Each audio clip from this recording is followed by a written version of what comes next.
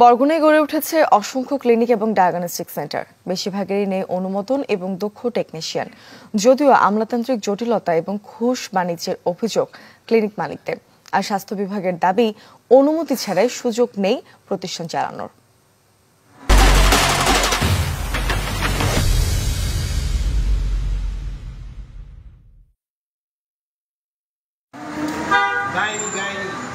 নেই স্বাস্থ্য বিভাগের অনুমোদন, হালনাগাদ ট্রেড লাইসেন্স, পরিবেশ ছাড়পত্র সহ প্রয়োজনীয় কাগজপত্র। অথচ বরগুনায় রীতিমতো কার্যক্রম চালিয়ে যাচ্ছে অসংখ্য ক্লিনিক ও ডায়াগনস্টিক সেন্টার। এতে প্রায়ই ঘটছে পরীক্ষা নিরীক্ষার ভুল রিপোর্ট, উঠছে ভুল চিকিৎসার অভিযোগ। যদিও এজন্য সরকারি হাসপাতালে কাঙ্ক্ষিত সেবা না থাকা ও তদারকির অভাবকে দুষছেন রোগীরা। ব্যাঙের ছাতার মতো ডায়াগনস্টিক সেন্টার গড়ে উঠছে এবং এটা যাচ্ছে তাই, কোনো তাদের জনবল নেই। যে মেশিনগুলো এতে যে সঠিক যে রিপোর্ট ওটা আসে না, এবং তারা একটু কিছু হইলেই বলে যে বরিশাল নিয়ে যাও বা ঢাকা নিয়ে যাও। মানুষকে হয়রানি করে, টাকা পয়সা হাতিয়ে নেয়। এটা আসলেই প্রশাসনিকভাবে এদের বিরুদ্ধে একটা ব্যবস্থা নেওয়া উচিত। রেজিস্ট্রেশন বা নবায়ন না হওয়ার জন্য আমলাতান্ত্রিক জটিলতা ও ঘুষ বাণিজ্যকে দোষছেন বেসরকারি ক্লিনিক ও ডায়াগনস্টিক ওনার্স অ্যাসোসিয়েশন।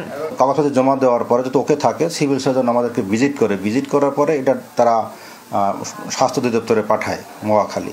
ওখানে পাঠার পরে ওখানে ফাইলটা ঝুলে থাকে।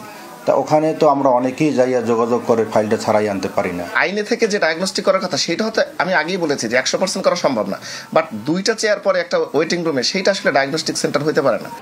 স্বাস্থ্য বিভাগ বলছে সরকারি অনুমোদন ছাড়া কোনো ক্লিনিক ও ডায়াগনস্টিক সেন্টার চালানোর সুযোগ নেই। আমরা পরিদর্শনের যে মতামত সেটা ঊর্ধ্বতন কর্তৃপক্ষকে জানাবো। তার প্রেক্ষিতেই লাইসেন্স হবে, নবায়ন হবে। লাইসেন্স এবং নবায়ন এবং সরকারি অনুমোদন ব্যতীত কোনো ক্লিনিক ডায়াগনস্টিক এই জেলায় থাকতে পারবে না, বন্ধ করে দেওয়া হবে। অনিয়ন্ত্রিত এবং লাইসেন্সবিহীন যে ক্লিনিকগুলোর কথা আমি অবশ্যই আমার এডিএমকে বলবো এই বিষয়ে মোবাইল কোর্ট কার্যক্রম অব্যাহত রাখতে। বরগুনা জেলায় ক্লিনিক ও ডায়াগনস্টিক সেন্টার রয়েছে 122টি। এর মধ্যে 2024-25 অর্থ বছরে নবায়ন হয়েছে মাত্র 6টির। Desk report, channel 24।